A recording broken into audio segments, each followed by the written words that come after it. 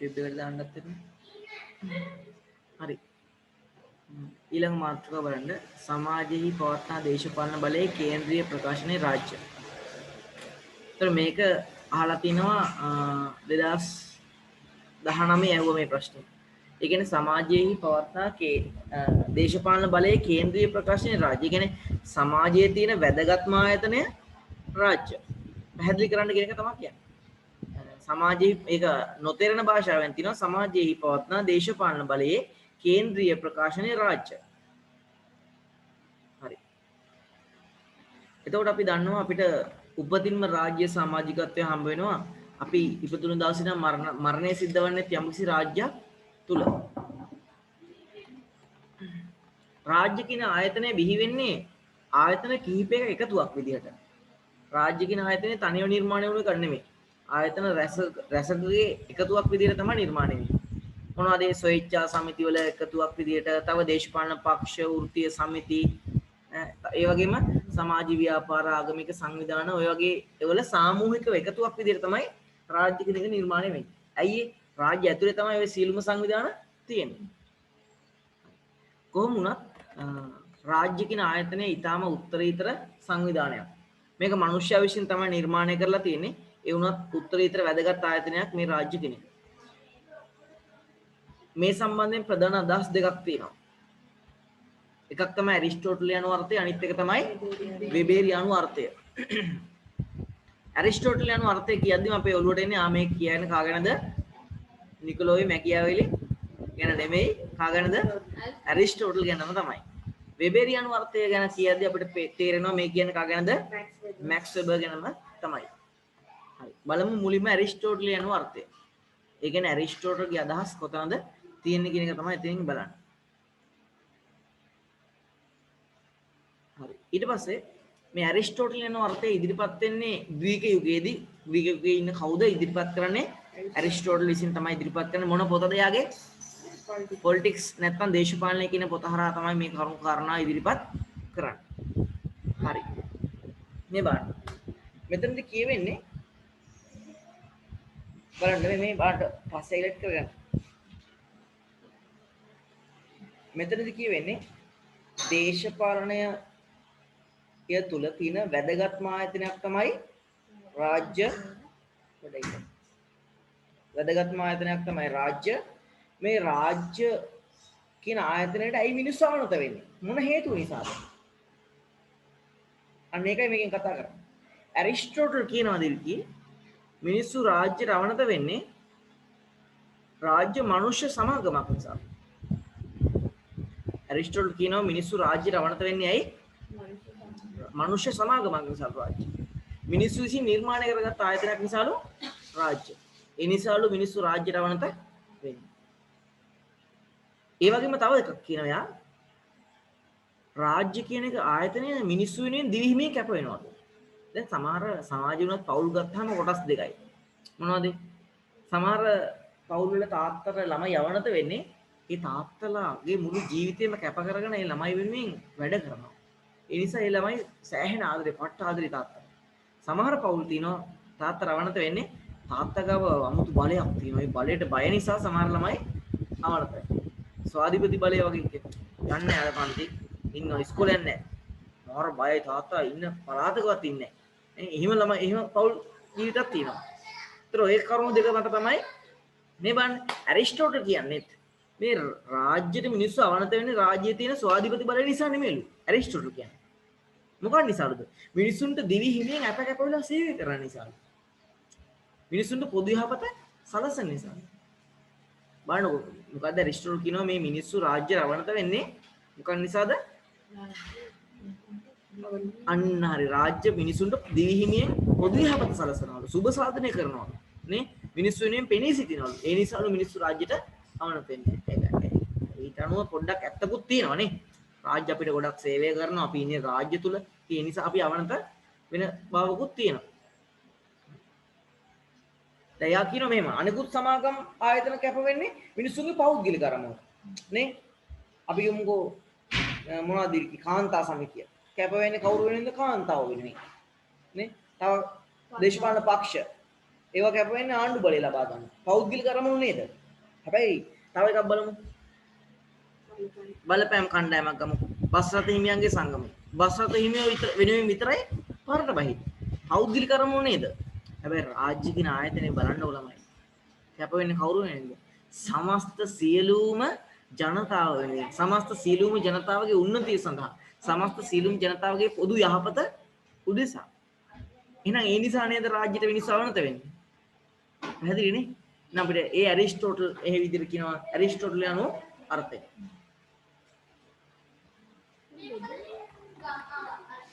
එහෙනම් පැහැදිලි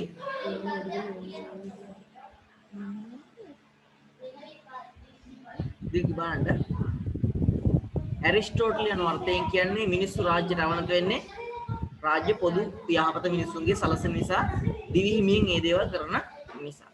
බලමු වෙබෙරියානු අර්ථය. වෙබෙරියානු අර්ථය නැත්නම් වෙබෙරියානු අර්ථය කවුද ඉදිරිපත් කරන්නේ? මැක්ස් වෙබර්. මැක්ස් වෙබර් කියන්නේ 19 වන සියවසේ හිටපු අලුත් වැඩකාරයෙක්. මං වගේ හරියට. අලුත් නූතන යුගයේ හිටපු චින්තකයෙක්. මෙයා ලියනවා 1919. 1919 කියද්දිම මතක් වෙනවා 1917 ගැන. 1917 කියද්දි වගේ ඔළුව දුවන්න ඕන මොන විප්ලවයද? රුසියන් විප්ලවය. නිකන් ඔළුවේ තියාගන්න ඕන ලියා ගන්න. ඔළුවේ තියාගන්න කිව්ව අත නෙමෙයි දිවික අත තියාගන්න ඔළුවේ. කරුණ ඔළුවේ තියාගන්න කිව්ව.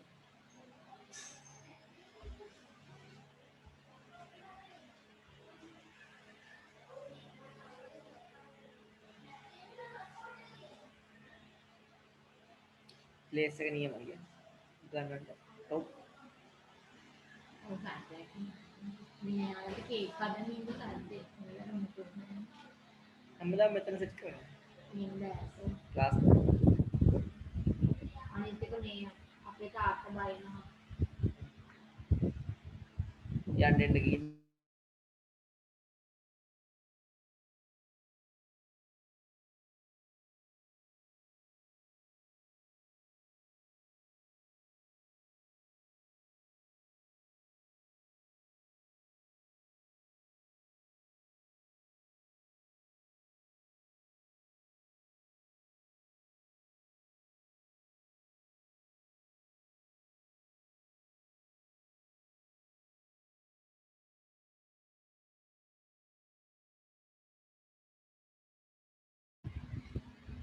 එතකොට අපි බලමු මැක්ස් වෙබර්ගේ අදහස වෙබෙරියානු අර්ථය. අපේ තාත්තා දන්නවා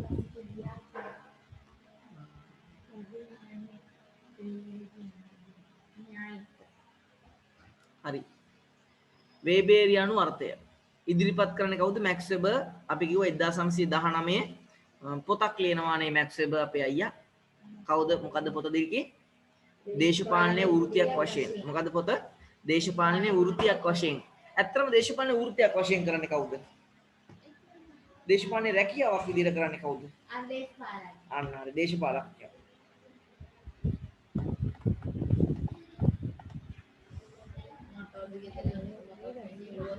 හරි මැක්ස් වෙබර් කියනවා රාජ්‍ය කියන්නේ මොකක්ලුද? මෙන්න මේකටලු. මොකේද? මේ තියෙන්නේ අදහස.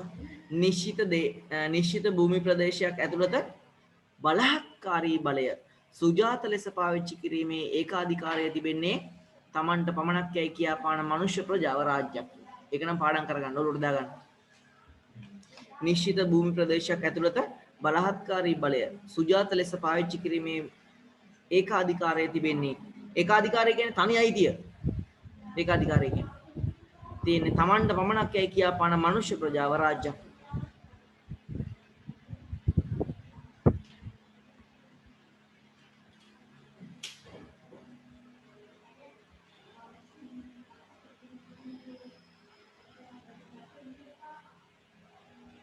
කියන්න බලන්න නිර්වචනය නිශ්චිත භූමි ප්‍රදේශයක් තුල දීර්ඝ කියන්න බලන්න බලහත්කාරී බලය සුජාත ලෙස පාවිච්චි කිරීම. සුජාත ලෙස කියන්නේ ඒ තියෙන විදිහටම.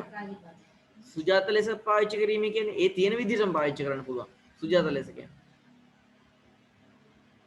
හරි. බලමු මැක්ස් වෙබර් කියන්නේ මොකක්ද මේ කියලා අදහස.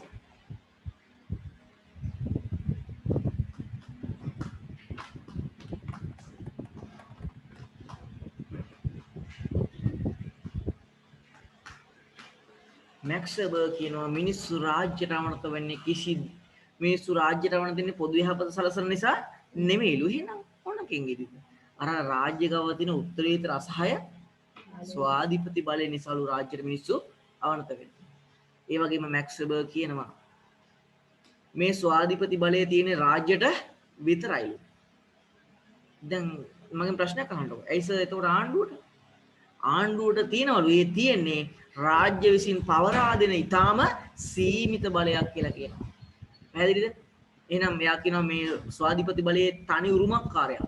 මේ ස්වාධිපති බලය සුද්ධ විදිහටම තියෙන කාගාවලුද? රාජ්‍ය ගාවල. කවුරු හරි ආයතනයක් ගාව මේ ස්වාධිපති බලය තියෙනවා නම් ඒ තියෙන රාජ්‍ය අවසරය ඇතුවලු.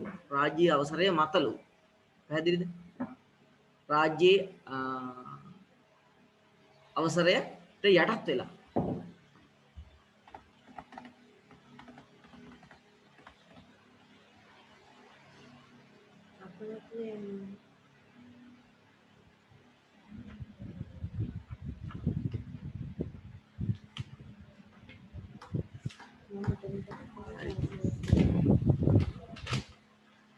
ඊට පස්සේ බලන්න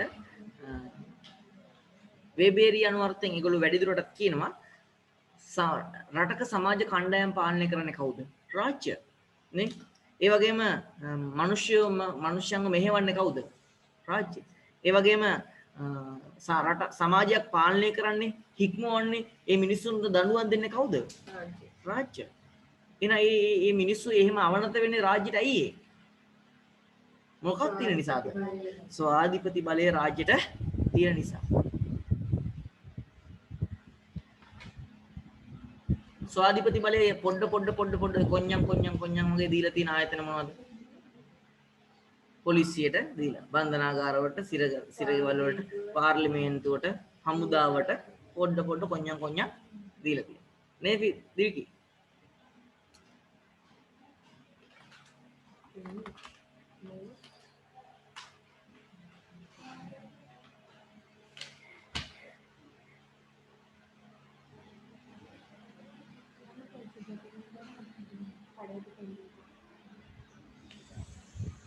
හරි. එතකොට ඊළඟ පොඩි ඡේදකින් කියවෙනවා දැන් රාජ්‍ය විසින්නේ අනිකුත් ආයතන වලට බලය දෙන්නේ. ඒ ලබා දුන්නු බලය ඒ ආකාරයෙන්ම ක්‍රියාත්මක කරන්න පුළුවන් දේ ආයතන වලට බෑ. ඊටාම සීමිත විදිහට තමයි ක්‍රියාත්මක. දැන් බලන්න තාත්තා ඔයාලට බලය දෙනවා.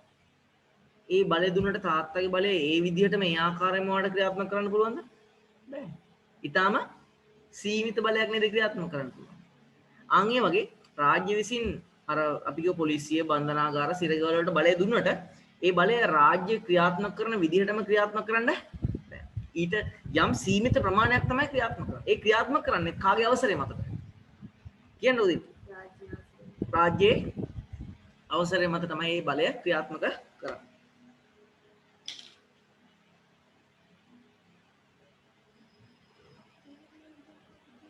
ඒ නිසා අපිට පැහැදිලි කරුණක් දිල්කි මොකද්ද? ව්‍යවස්ථාදායක කටයුතු කරන්නේ රාජ්‍ය, විධායක කටයුතු කරන්නේ රාජ්‍ය, අධිකරණ කටයුතු කරන්නේ රාජ්‍ය.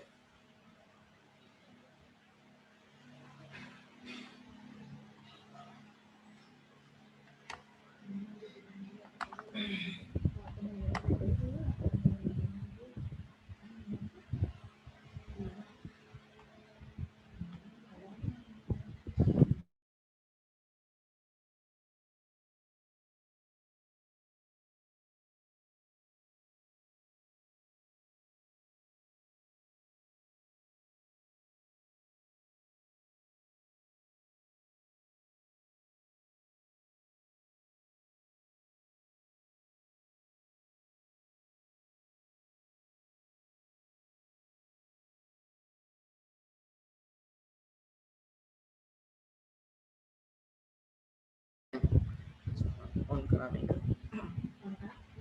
තරහව කියන්නේ අපි සාමාන්‍යයෙන් අපි කියමුකෝ යම් ළමයෙක් වැරද්දක් කරනවා. ඒතර දඬුවම කරන්න ඕන වැරද්දට. වැරද්ද කරාට පස්සේ ආයෙත් ඒ ළමයාත් එක්ක වෛරය තරහ ගන්න බෑ. එහෙම වුණොත් ඒක වෛරයක් බවට පත් වෙනවා. ඉතින් අපි කියමුකෝ මෙහෙම. ළමෙක් පන්ති හුවක් කියනවා කියනවා. ඒතර මම ගහන්නේ ළමයට නෙමෙයි අත්‍තරම හුවට. පැහැදිලිද? හුව කිව් එකට තමයි ගහන්නේ. එතකොට ඒ ගහලා එතන එක ඉවරයි. එතන ඉවරයි. ඒ නිසානේ ගුරුවරු කියන්නේ මම මේ ගහනකොට වැරද්දද කියලා කියන්නේ. අපිට ඒක තේරෙන්නේ නැහැ. ඒතර අපි හිතේ තියන්නේ. හැබැයි ගුරුවරු ඒක ගහලා එතන ඉවරයි. ඔව් ඒ එතන තියෙන්නේ මේ වෛරය, තරහව නෙමෙයි. වෛරය කියන්නේ දීර්ඝ කාලීනව පවතින දෙයක්. හිතේ. මේ වෛරය හොඳ නැහැ. වෛරය නිසා තමයි වෛරස් බිහිවෙන්නේ.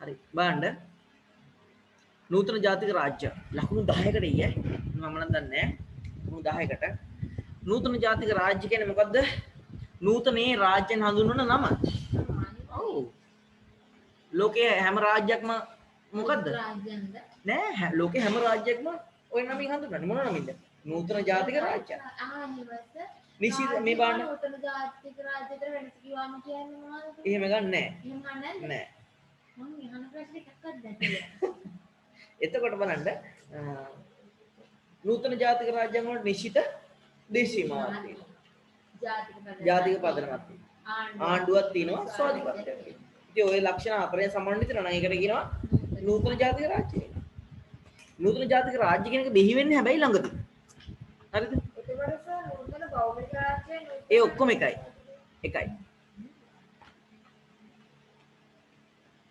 18 වන සියවසේදී තමයි නූතන ජාතික රාජ්‍ය බිහි වෙන්නේ 1989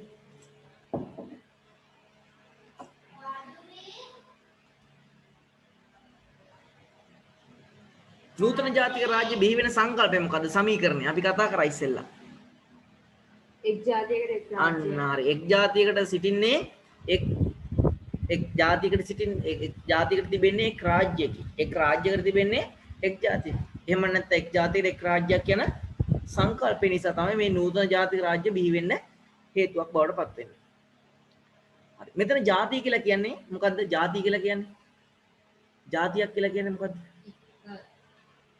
සියලුම දෙනාම කිසිදු පාට පක්ෂ පන්ති ભેදයකින් තොරව සියලුම දෙනා එක වගේ ඉන්නවට කියනවා ජාතිය කියලා. පැහැදිලිද? අර කලින් අපි කතා කරේනේ. සර් එක රාජ්‍යයක ඇත්තටම තියෙනවනේ එක ජාතියක්. ඔව් ඉතින් ඒ වුණාට ජන වර්ග ගොඩක් තියෙනවා. හැබැයි අපි පොදුවේ හඳුනන්නේ මුස්ලිම් ජනතාව හිටියට දෙමළ ජනතාව හිටියට අපි ඇමරිකාව ගිහිල්ලා කතා කරන්නේ. දැන් මේ බලන්නකෝ. මුස්ලිම් ජනතාව අපේ ක්‍රිකට් කණ්ඩායමේ හිටියද නැද්ද?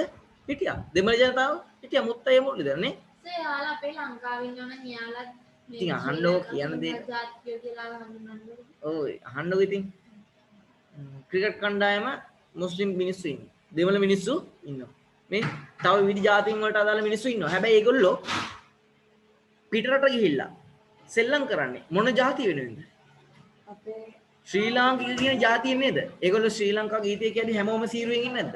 ඉන්නවා. එහෙනම් ජාතිය කියන්නේ සියලු දෙනා එකට වාසය කිරීම. මොන පාට අනුව වෙනස් වෙන්න පුළුවන්. කළු සුදු වෙන්න පුළුවන්.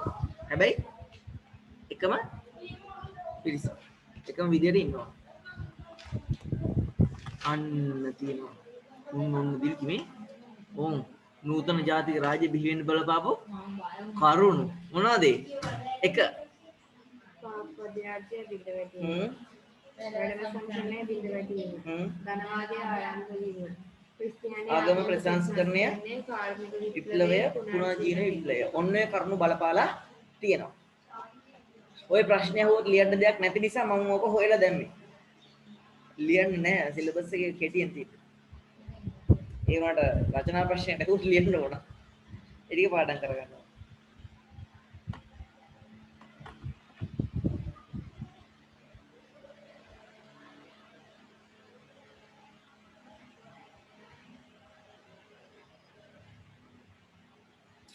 කතාවක් තියෙනවා. මේ බලන්න නූතන ජාතික රාජ්‍යය පූර්ව නූතන ජාතික රාජ්‍යයක් කියනවා. දැන් අපි කියලා තියෙනවා දිල්කි. නූතන ජාතික රාජ්‍යයයි පූර්ව නූතන ජාතික රාජ්‍ය කියන්නේ මොනවටද? පූර්ව කියන්නේ කලින් තිබුණු. අන්න හරි. කලින් තිබුණු රාජ්‍යට. පූර්ව නූතන ජාතික රාජ්‍ය කියන්නේ. එතකොට මම කලින් නූතන ජාතික මේ ජාතික නූතන ජාතික රාජ්‍යෙ මොන සියවසකද? 18 වෙනි සියවසෙන් පස්සේ පූර්ව කියන්නේ පූර්ව කියන්නේ 18 වෙනි සියවසේ කලින් පෙර. ඊට කලින් තිබුණා. හරි. එතකොට මේ නූතන ජාතික රාජ්‍ය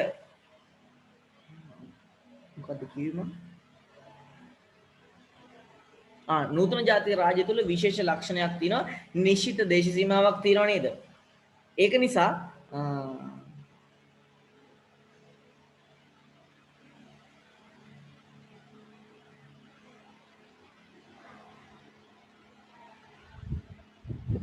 ලක්ෂණයක් තියෙනවා. උතන හයිලයිට් කරන මධ්‍යගත පාලන ක්‍රමයක් තියෙනවා. නූතන ජාතික රාජ්‍යයන් වල ලක්ෂණ.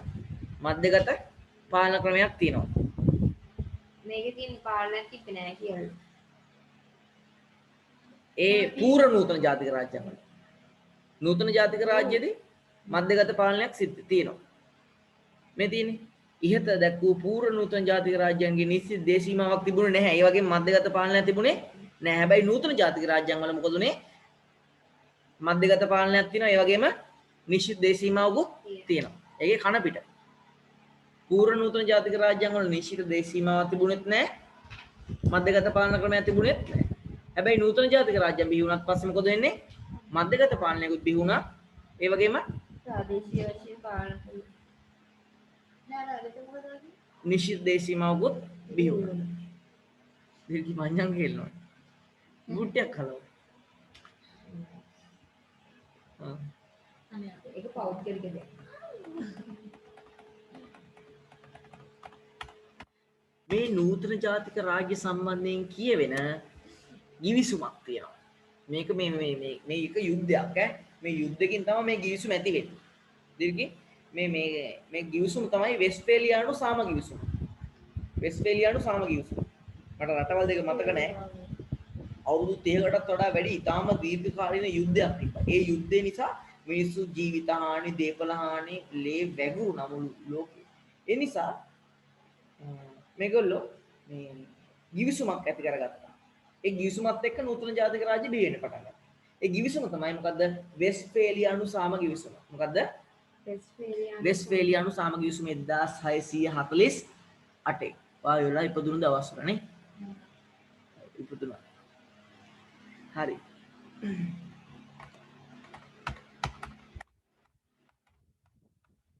එයා පැත්ත පිටුව.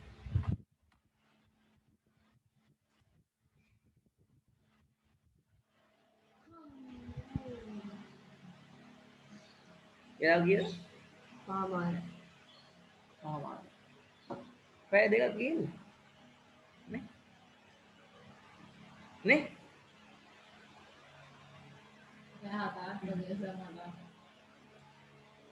වැඩි? ඉතින් ගිය සතියේ මේ සතියේ දෙකම එකයි. ඉතින් ගිය සතියේ පැය දෙකයි මේ සතියේ පැය දෙකයි. ඒකට හරියන්න කරන්න. අද පැය හතරක් කරනවා නෑ. ඔව්. කියන්න. දැන් පටන් ගත්තම කීයද? 3මාර. 3මාර 5මාර 6මාර 7මාර. 8 විතර නම් කරන්න. අනේ සාහත් කරනවා. 8 වෙනකම් කරමු. මේක ඉස්සරහට වෙනකම් කරන්න බෑ මොලේ වල. 7මාර නම් කරමු. මගේ 7 ඊළඟ දවසේ තාපයක් අල්ලන්න. මට විලිකේ යෝජනාවක් ඔව් කරන්න. එහෙම හොඳයි. ඔව් බෑ ඒක ලියන්න. එහෙම නෑ. ඉතින් අද අපි අද උදේ කරේ පන්ති මේ 8මාර ඉඳන් 12මාරනේ. 12. සර් උදේ පුළුවන් සර්. උදේනේ හවස කියන්නේ අපි පොළොව ඇදයි නටන්න මේ. ඈ? කවුරු? කට්ටා. මගේ යාළුවෙක්.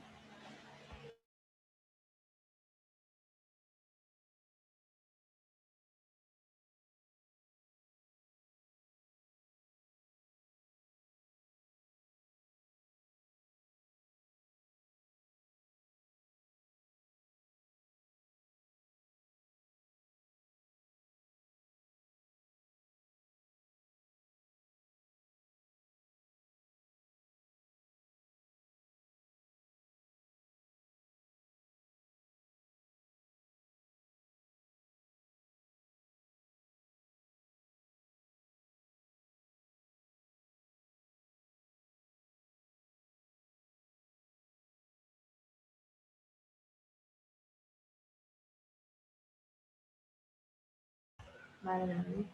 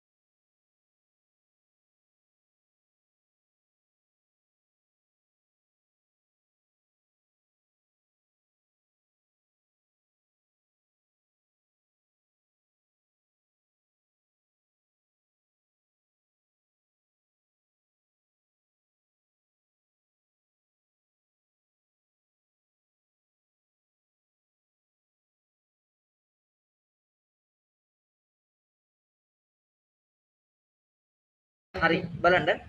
සගේ මොලේ වගේ. නූතන ජාතික රාජ්‍ය බිහි වෙන්න බලපෑපු සාධක ටික අපි කතා කරා. එතකොට මේ නූතන ජාතික රාජ්‍යයේ ප්‍රධාන ලක්ෂණයක් තියෙනවා බහුත්වවාදී සංකල්පය. දැක්කද? එහා පැත්තේ පිටේ. බහුත්වවාදී සංකල්පය කියන්නේ. මොකද මේ බහුත්වවාදී කියන්නේ? බහුත්වවාදී සංකල්පය. විවිධ ජාති ආගම් කුල පක්ෂ අන්න කොච්චර කට්ටිය හිටියත් සීලුම දෙනා එකම වගේ හැඟීමෙන් කටයුතු කරනවා නම් අන්න එකට කියනවා බහුත්වවාදී සංකල්පය කියලා. මේ අපි කළු පාට සුදු පාට විවිධ ආගම් වලට අනුව කට්ටිය ඉන්නවා කියන විවිධ ජාතීන් වලට අනුව මුස්ලිම් ජනතාව, දෙමළ ජනතාව, බර්ගර් ජනතාව කියලා ඉන්නවා.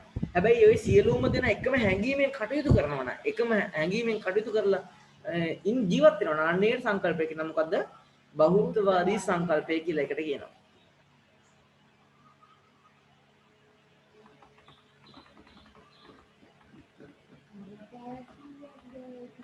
ඒක ඉවරයි.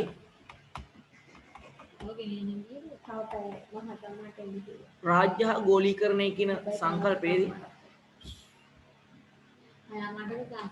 නෑ නෑ අතම ඔයා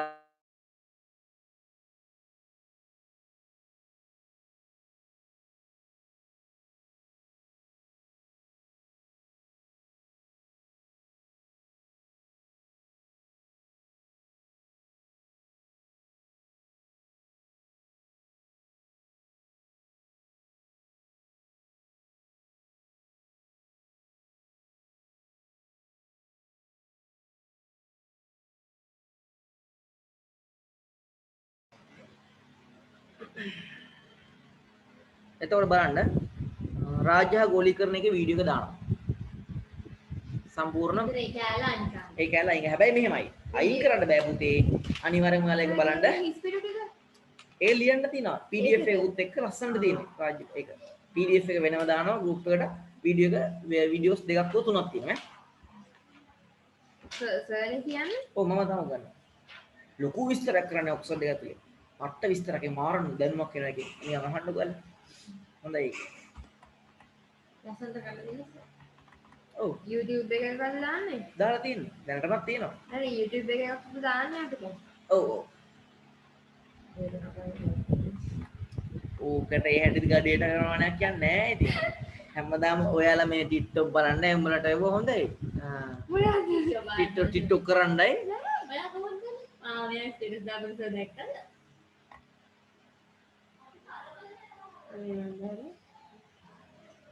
අපේ අක්කා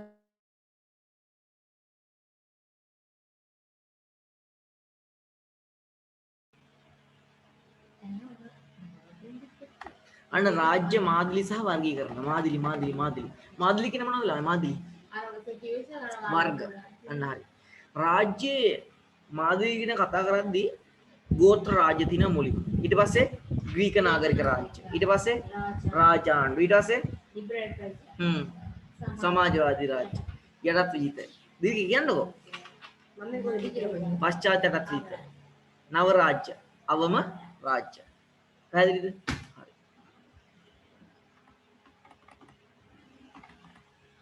සර් ඒ ටික සර් කියන එකට මතක තියාගන්න කියනම මාරු නැද්ද සර්? කිසිම අමාරුවක් ඒ නැහැ. කියන්නේ ඒ අපිට ඒකේ ඇතුලේ තියෙන කරුණු ගෝත්‍ර රාජ්‍ය. ඉන්නකො පැහැදිලි කරන්න බලන්නකො. ගෝත්‍ර රාජ්‍ය කියන්නේ මීට අවුරුදු සාමාන්‍යයෙන් 3-4000කටත් වඩා ඈත අතීතයේ තිබුණු රාජ්‍ය ක්‍රමයක්. මිනිස්සු ගෝත්‍ර රාජ්‍ය ඉතාම වනචාරී. ඒ කියන්නේ ඔන්න හරි ඔයාලා වගේ. දකින මිනිස්සුත් එක්ක එන කොටා ගන්නවා. ඒ කියන්නේ යාලා අර මේ චාරිත්‍ර වාරිත්‍ර අනුකූලව එහෙමයි කියන්නේ අර නීති ක්‍රමයකට අනුව නීති නෑ ඒ කාලේ. ඒගොල්ලන්ගේ නීති බවට පත් උනේ මොනවද? සදාචාරය. සිරිත් විරිත් නීති උනේ. ඔව් ඒ මිනිස්සු නීති මිනිස්සුන්ගේ හිතින්ම තමයි දාගත්තේ. ඒ මිනිස්සු නීති කියලා රාජ්‍යයේ පාලකේ රාජ්‍ය තිබුණේ නැහැ. පාලකෙක් හිටියා. ඒ පාලකයා හිටියේ මේ ගමේ පරණම මිනිස්සයා තමයි පාලකයා. පාලන කටයුතු වලට සම්බන්ධුනේ හැම ගමකින්ම එක මිනිස්සයා ගන්න සම්බන්ධ වෙනවා. හැම පවුලකින්ම. ඔයාලා පවුලේ නම් කවුද යවන්නේ? තාත්තා යවනවා. ඔයාලා ඔය යනවා. ඔය යනවා. අන්න ඒ වගේ මේ යනවා. හරිද? මේ ඊටාම කුඩා රාජ්‍යයක් මේ ගෝත්‍ර රාජ්‍ය. හරිද? සංස්කෘතිය මෙයා සිරිත්‍රිත් තමයි තිබ්බේ නීති. නෑ නෑ. එතකොට දේශපාලන ආයතන තිබ්බද? නෑ දේශපාලන ආයතන තියා අයන්නවත් නෑ ඒ කාලේ. නේ? දේශපාලන පක්ෂ තිබ්බද? ගෝත්‍ර රාජ්‍ය ආයතන කියන්නේ පසු නේ. හරි. එතකොට මේ දේශපාලන ආයතන තිබුණද? නෑ. ව්‍යවස්ථාදායක තිබුණද? විධායක තිබුණද? අධිකරණ කියලා ආයතන තිබුණද? නෑ. අධිකරණයක් නෑ මිනිස්සුන්ට අසාධාරණයක් වුණාම. මේ කාට හරි හොඳ ඇඟපත තියෙන මං වගේ ශක්තිමත් මිනිස්සෙක් කියලා කාට හරි ගහනවා. පොඩි මිනිස්සෙක්. ඔයාගේ කෙනෙක්ට ගහනවා. මං ඔය කියන්නේ අපේ තාත්තාගේ කෙනෙක්ට ගහනවා. අන්න හරි ඒ වගේ. එතකොට එහෙම ගෙවුවට පස්සේ මේ මිනිස්සයා තැවීමට පොඩි වීමට භාජනය වෙනවා. ඒතර මේ මිනිස්සට සාධාරණයක් ඉටු වෙන්නේ නැහැ. හැබැයි දැන් පොඩි සාධාරණයක් ඉෂ්ට වෙනවා. ඒ කාලේ එහෙම ඉෂ්ට වෙන්නේ. ඒ කාලේ නීතිය බවට පත් උනේ මොකද්ද? ශක්තිය. මරුන් කාලා තමයි යන්නේ වෙන්නේ. ශක්තිය තමයි නීති බවට. හැබැයි අද යුක්තිය. සාධාරණත්වය තමයි අද තියෙන්නේ. මේකවලගේ විශේෂත්වයක් තියෙනවා. තම මේ බලන්න මේ අදත් තියෙන ඕක. මේ බලන්න තම ගෝත්‍රයේ ධනය සහ ආගම වෙනුවෙන් මිනිස්සු මුහුණට මුහුණ සටන් කරනවා ඒ කාලේ. ධනය සහ ආගම වෙනුවෙන්. දැන් සටන් කරන්නේ නැද්ද? ධනයට සටන් කරන්නේ නැද්ද? සටන් කරනවා. එහෙනම් මොන ලක්ෂණ තියෙන්නේ? ගෝත්‍ර රාජ්‍ය ලක්ෂණ. පැහැදිලිද? අන්න එහෙනම් ඒ කාලේ ගෝත්‍රිකයෝ තමන්ගේ ධනය සහ ආගම වෙනුවෙන් මුහුණට මුහුණට සටන් කරලා තියෙනවා ගෝත්‍රිකයොත් එක්ක. එන කොටා ගන්න තියෙනවා. නේ? කියා එක එක ඇක්ෂන් දාන්නේ මට තේරෙන්නේ නැහැ ඒක. ඔව්. එතකොට මේ ගෝත්‍ර රාජ්‍යයේ තවත් ලක්ෂණයක් තියෙනවා මොකද්ද? දිල්කී ස්වයංපෝෂිත සමාජයක්ලු මේක. මොන සමාජයක්ද? ස්වයංපෝෂිතයි. ඒ කියන්නේ ස්වයංපෝෂිත කියන්නේ ඒගොල්ලම වවා ගන්නවා, ඒගොල්ලම කනවා. මොකද්ද ඒකේ? එයාලම වවා ගන්නවා, එයාලම කනවා. ඔයාලා කියන ටෝක් එක මොකද්ද? මම ගෙම්බනම් මොකද්ද? නෑ ගෙම්බ නෑ ලිදත් මගේ නම් මොකද්ද චතාවක් කියන්නේ? දන්නවද නැද්ද? දන්නවනේ. මොකද්ද කියන්නේ? ලින්ද මගේ නම් මම නෑ ලින්ද මගේ නම් මම ලින්දේ නම් කාටදයි අමාරු කියලා කියනවනේ. ඒ කියන්නේ මොකද්ද? වවාගෙනම මගේ නම් ගේ මගේ නම් පුතුව අනිත් එක්කෙනාට කියන අමාරු ඒ වගේ. එතකොට ඒ කාලේ මිනිස්සු ස්වයංපෝෂිතයි. දැන් අපේ රට ස්වයංපෝෂිතද? ඉස්සර නම් අපේ රට ස්වයංපෝෂිතයි 1900 මුල් දවස්වල. ඒ කියන්නේ අපේ මිනිස්සුම වවල තමයි අපේ මිනිස්සුම අනුභව කරලා ඉතුරු වෙනවා. ඒ ඉතුරු වෙච්ච එක මොකද කරන්නේ? පිටරට වලට යනවා. දැන් අපේ උන් වවනවා අපේ උන්න කන්නත් නැහැ. ඒක වැඩි දරවන්නට පිටරටත් යවන ඒ චූට්ට යවන්නේ. 100ට ඉස්සර වව් ප්‍රමාණයෙන් අද තියෙන කීයද? 100ට එකක්වත් වවන්නේ නැහැ. ඉස්සර පෙරදිග ධාන්‍යාගාරය කියන්නේ මුළු ප්‍රදේශයකටම මුළු සෑම රටවල් වලටම වගේ මෙහි ආසියාවම මේ පෙරදාන කරලා තියෙනවද අපේ ලංකාවත් එක්ක. ඉතින් හිතන්න අරාබිකරේ රටවල් මේ ලංකාවට ගොඩ පැනලා ඉතින් ඒ වගේ ඉතින් පෙරදිග ධාන්‍යාගාරය කියලා හඳුන්වන්නේ ඇයි? සියලුම තැන් වලට ධාන්‍ය බෙදා හරින්නේ බෙදා හරින්නේ ලංකාව. ඒ තරම් සම්පෝෂිතයි අපේ රට. ඉතින් ගෝත්‍ර රාජ්‍යොත් ඒ වගේලු සම්පෝෂිතයි. ටික ටික නවත්තන්න හේතුවයි දන්නේ නැහැ. ඉතින් කෘෂිකර්මාන්තයට වැඩි ඉඩකඩක් දෙන්නේ නැහැ. පොහොර සහනදාර වැඩි වුණාම ගොවියට වගා කරනවා මාස 3 කන්න තියෙන්නේ. මාස 3ක් වගා කරනවා. වගා කරාට පස්සේ ගොවියට ලාභයක් නැත්නම් ගොවිය ආයි පහුවදා වගා කරයිද? නෑ. ඔය කරන්නම බැරි මිනිස්සු තමයි ඔය දේවල් කරගෙන ඉන්නේ. ලාභයක් නෑද? ඒගොල්ලෝ නැතුත් අපිට මොකුත් නැහැ. අපිට ඒක පිටරින් තමයි ගන්න. ඒකස ගොවියන් රජයේ පඩියක් දෙන්න හොඳ ගන්න. අන්න විශ්වා වැටුපත් දෙන්න හරිනම් එහෙම අඩුයි. කරන්නේ මෙන්න නිකන් ඉන්නේ ඌ ටික හරිය කරනවා. අන්න ඒක. දැන් කවුද ළමයි අපේ ඉස්කෝලේ මොකද්ද ළමයි ඔයාගේ ඩ්‍රීම් එක කියලා ඇහුවට පස්සේ ඒ ළමයා කියන්නේ මං ගොවියෙක් කියනවා කියලා. හැබැයි ඒ තත්ත්වෙට අපි හදන්න පුළුවන්. හදන්න නම් මොකද කරන්නේ? ගොවියට වටිනාකමක් දෙන්න. විශ්වා වැටුපත් දෙන්න. නෑ රුපියල් 1,50,000 විතර පඩියක් දෙන්න ඕන මම කියන රජයෙන්. ඈ වැටුපකුත් දෙන්න ඕන. හරන වාහනයකුත් දෙන්න ඕන ගොවියට. දුන්නට පස්සේ අන්න ඒ දුන්න දවසේ නම් පහුවදා ඉස්කෝලේ ළමයිගේ ඩ්‍රීම් එක වෙන්නේ මං ගොවියෙක් වෙනවා. අන්න ඊට අදාළ ඒ ළමයි ඉගෙන ගන්නවා. කුෂි විද්‍යාව හරි එහෙම ඒ පැත්තෙන් එනවා. ඒ කීට් එක ගෑම එක තිබෙනවානේ කෘෂි විද්‍යාවේ. එහෙම තමයි ඒව හදන්න ඕනේ. ඇත්තටම එහෙම කරන්න බැරිද මේ රජයේ මේ පුළුවන්. එහෙම වුණොත් තව දියුණු වීමක් වෙනවනේ රට. අනිවාර්යයෙන්ම සිද්ධ වෙනවා. එතකොට මිනිස්සු ගොවියා කියන තනතුර ගන්න සෑහෙන කරගන්නවා. ડોක්ටර් කෙනෙක් ලෝයර් කෙනෙක් වෙන්න දඟලනවා. ඒ වටිනාකමම දෙන්න ඕන මෙතෙන්ට.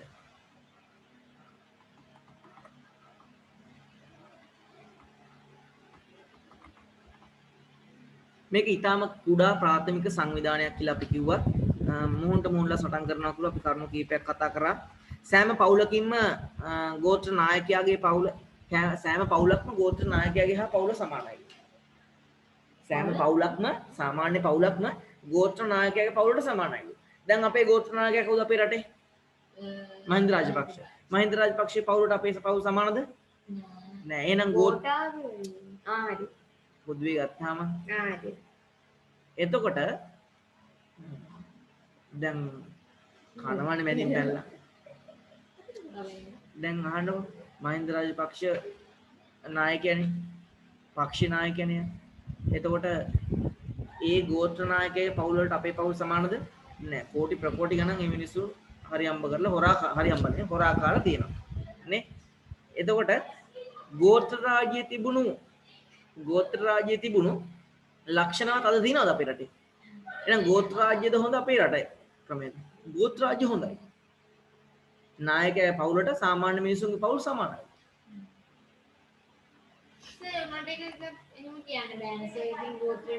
එහෙමනේ ඒ කාලේ මිනිසුන් ලොකු ආශාවක් තිබුණේ නැහැනේ. එදා වේලා හරි හම්බ කරගන්නවා, සතෙක් දැක්කම දඩයන් කරගන්නවා, කනවා. බලය කියන දේ මිනිස්සු ඒ කාලේ දන්නේ නැහැ.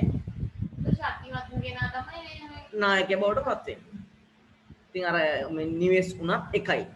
ඈ අර කොල කැමෙව අතුගල් ගුහාවල් වල එහෙම අර සමානයි කියන අදහස කියන්නේ. ලොකුවට මහ ලොකුකමක් නැහැ එහෙම. දැන් ඉන්න මිනිස්සු තමයි පොඩ්ඩක් නැත්තම් තියෙන්නේ.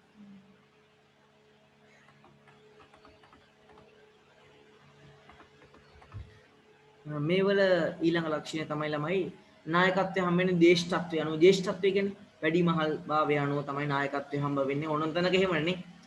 මරණාසන්න සමිති උනත් ඊළඟට ළඟින්ම මැරෙන්න ඉන්න එකට තමයි සභාපතිකම දෙන්නේ.